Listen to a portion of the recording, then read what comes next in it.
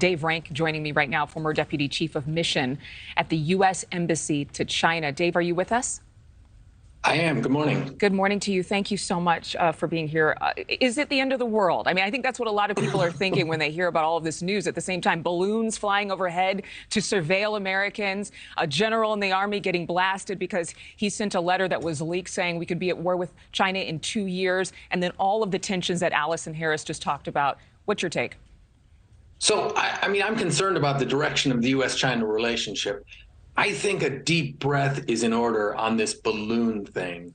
I've been thinking about this since I heard about it yesterday, and it just doesn't make much sense as an act of intelligence gathering to float a balloon over when you've got us covered with satellites already. I think there's a lot less there than meets the eye. Not to dismiss the other concerns that your colleague was talking about rising tensions between the U.S. and China. But I think after a couple of weeks, we're going to look back and say, this was a weather balloon, or it just seems this is probably a bigger deal, not as big a deal as being made. But is it a distraction? Is it like, oh, squirrel? I mean, there's so many things going on with China right now. Is it a bright, shiny object that the Chinese are saying, we're going to just provoke you and laugh at you?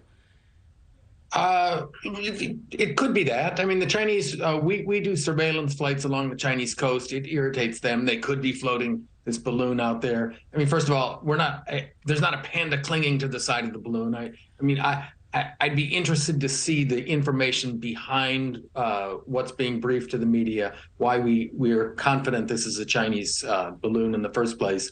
But my question is, why is this news coming out right before Tony Blinken's visit? Is it because, is this a Chinese effort, frankly? Is it people within the U.S. system who don't like the fact that Tony Blinken's going over to China? So I think there's just a lot more that we don't know than we do. And ultimately, if we look back in a few weeks, the other things you talked about, rising tensions in the Taiwan Strait and other tensions between the U.S. are probably going to be a lot bigger deal than a balloon floating over Billings, Montana. Well, and I know that people are concerned about the Billings, Montana connection because it's one of just 3 U.S. bases that has this intercontinental ballistic missile storehouse.